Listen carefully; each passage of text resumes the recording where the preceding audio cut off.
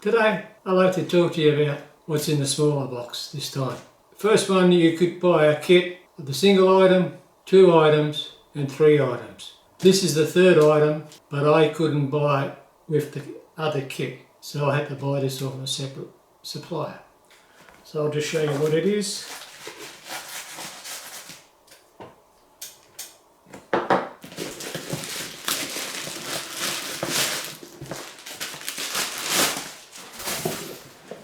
Okay, this time it comes in a labelled box, Selens, S-E-L-E-N-S.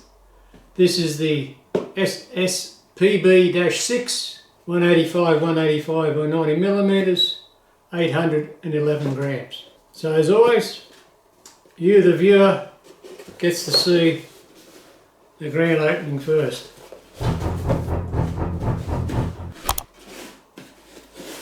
There we go.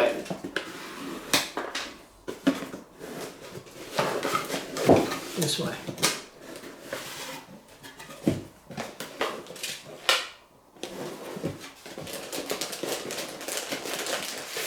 Fairly large. Quality. No instructions.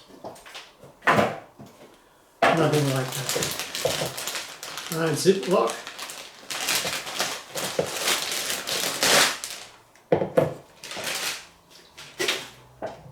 There it is.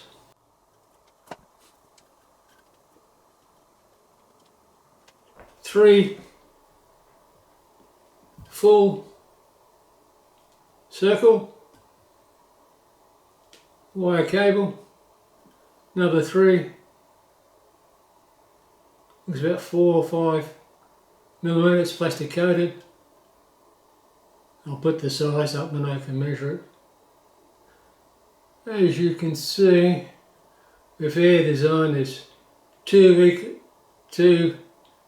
equally spaced, let's say, and a larger gap here. 2 equally spaced, larger gap here. So it goes in the clockwise direction. You've got 3/8, quarter holes, tapped holes in it, plenty of those. Lightning. What is it, you might say? How does it work? What's it for? Why is it so expensive?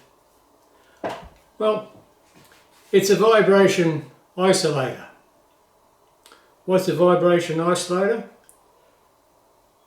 That's what I asked when I first started the journey and started building my own. I found out that they're used in industry quite a lot. A lot of heavy machinery. So like a compressor, air compressor, instead of being bolted directly to the floor, has a series of wire cables, and they're vibration isolators. And also something else that's unique about them, depending on the thickness and the number of diameter of the coils and how many there is, they're also a frequency isolator. So you can, just say you have a machine and it isolates at 1000 hertz. You can actually have this set up, not this vibration isolator, set up and tuned to 1000 hertz. So what it was sitting on might have been jumping around like this, and then when it gets to 1000 hertz, it stops. You'll see some videos on YouTube about it. What does it do? What's it for? Well, we remember this. Now, got locating pins, pinholes either side. I'm just trying to look through here. I use a few countersunk screws, but without a countersunk hole. But they're removable. So this actually then bolts on the top there. Just clear some handles. So when it's locked down in position, you can fit your fluid head, your tripod head, and that can sit on there, and then your camera can sit in a quick change plate, whatever, and in the position you want. Or you can bolt your gimbal, handle of your gimbal up here.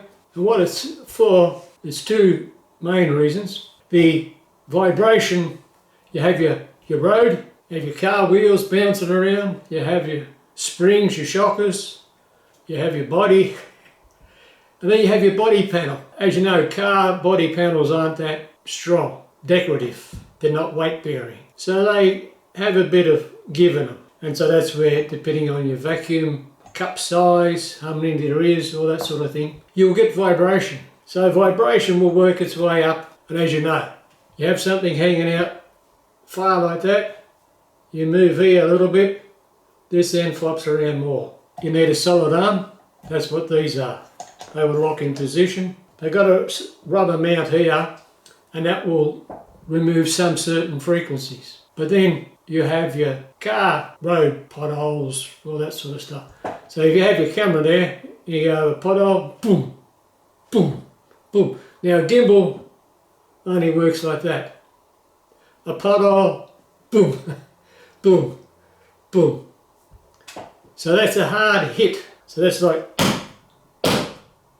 each time you go over a pothole with your motors, the arms and all that sort of stuff. Your little image stabilizer, if you ever pick up your video camera and give it a rattle, you can hear, you think something's broken inside. That's the little electric motors to move all the internals around to get your image stabilization. So imagine that being hit. So that helps take out some of the road movement, the vibration. But then there's the other one, is momentum. You have the mass of your gimbal, sitting up here. You go around a corner, go back. So again, that's all forces. Now that your motor is trying to overcome that, and that's a hard gravitational pull or centrifugal pull. And so this helps reduce that. So you may see your gimbal going like that. You think, wow, what's going on there? It's reducing the stresses. If it's solid, it's absorbing all of the stresses. Like if you just had this without the mount, it's solid. Oh yeah, it's not moving, but all that weight is going on the motors, the little gears and everything else inside. And it's not being absorbed by anything else except for your camera, lens, that type of thing, your motors. So that will help reduce that. So as your gimbal goes that way, the motors just keep it straight. So if you don't have a gimbal and you have a camera, say still camera, as it goes across, it will tilt like that. Also remember, your sheet metal, your bonnet, it's getting the stress. The extra weight here is help pulling this up, pulling this up, pulling this up. So this helps eliminate that. So this is the complete kit that I've purchased. So if you brought the 3-part kit, that's what you would get. If you're interested in seeing it working, subscribe, get the views up, and then I can risk being chased by the coppers with it. Now, do you set up with a spirit level? Now that's a good question. Do you spend time going up and saying, okay, I want this perfectly flat? But what does perfectly flat mean? As you know, you have a car and it drives on the road, and the road has camber. So that's to let the water run off to the sides. So it's curved. So if you park your car next to the footpath, the nature strip, it's sitting on an angle like that. So if you had it level, when you bring it to the centre of the road, it's tilting down, and if you drive up the other side of the road, it's that way. So where is level? That's what you have to decide. So you have to look at the road you're planning to travel down, look at your horizon, get your lines on your camera screen, and then just adjust it. That's where gimbals are great. This can be sitting at a dog leg angle, and the gimbal will come up and find horizontal for you.